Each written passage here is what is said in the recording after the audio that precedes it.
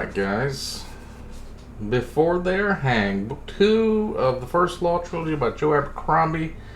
Just finished it up, and what to say, the blade itself I was sorely disappointed in. I gave it a 7. Didn't understand all the hype around Joe Abercrombie.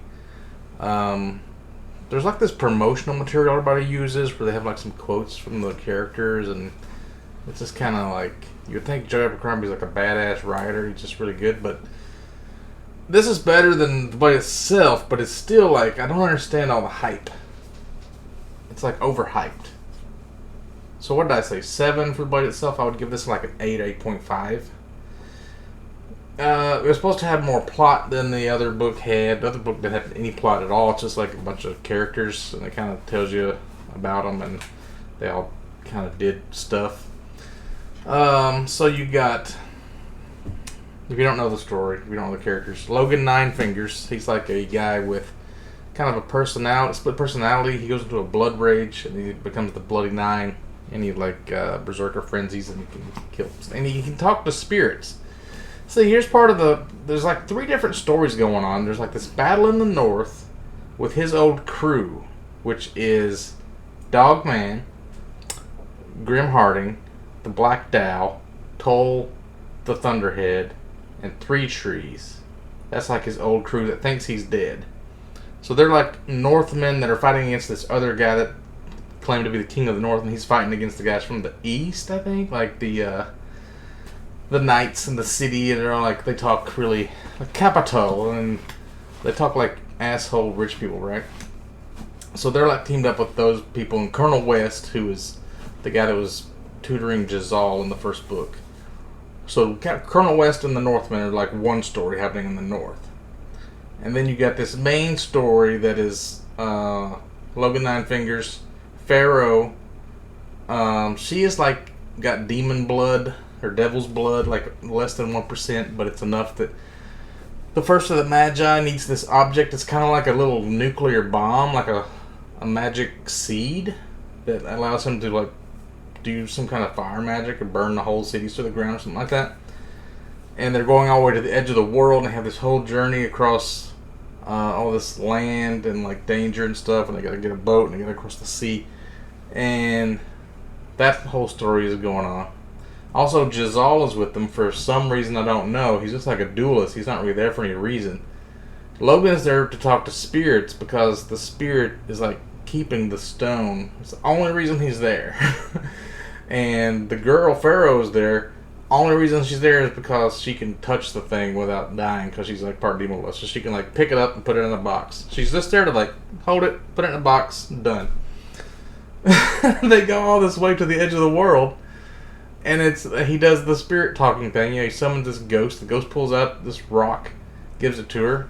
The maid just like touching it, is like, well, that's not it. That's just a fucking regular rock. And then that's how it ends. Like they wasted their whole time. So everybody's pissed off now. There's also this guy Kwai. He's like his apprentice mage, but he got really mad about it. Like he seems like he may have been someone else in disguise, like super powerful. That's got an ulterior motive. And then you got that guy that's like the navigator. See, people say that all the characters in this book you can tell just by a single sentence, like who's talking and who the character is, but they all seem pretty interchangeable.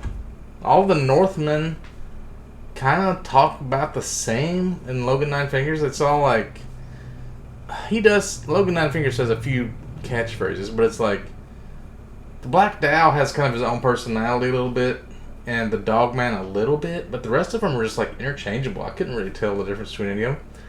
And then you've got Glocta and all the Inquisitors. They all kind of talk the same. Glocta has like this inner monologue you get a lot, which you have a lot of like italics, like this kind of thing, right? I don't know if you can see that very good.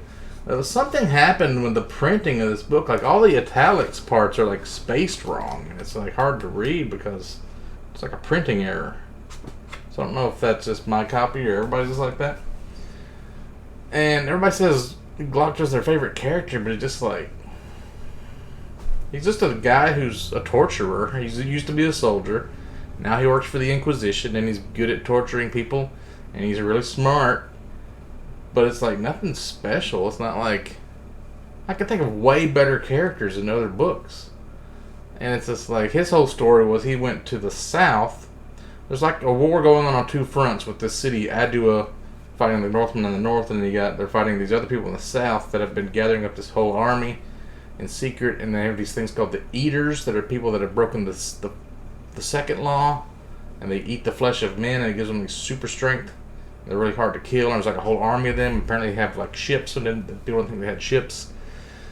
So they're also infiltrating Adua, and there's like some Eaters that are there killing people. So the Inquisitor Sult sends Glocta to the Dagoska, this city with like a castle kind of a place. But it's kind of like the desert, I imagine, and it's like he has to basically oversee this siege, and he has them dig a trench to like make it kind of like they're on an island, and like reinforces the walls, and just like a bunch of people die, but they keep them at bay for a long time, and then he discovers this whole plot, like, and then he just kind of goes back home. He's just kind of, he got a bunch of money from a guy. And then he's got these practicals that work for him and does all of his bidding because he's kind of like a cripple. But it's like, it's not really...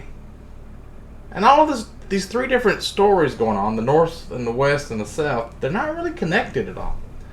Like, Colonel West is connected to Jezal because they were like training together. And Jezal is with Logan Ninefingers. And Logan Ninefingers' old crew is now with Colonel West. So they're all kind of connected, but they don't know it really.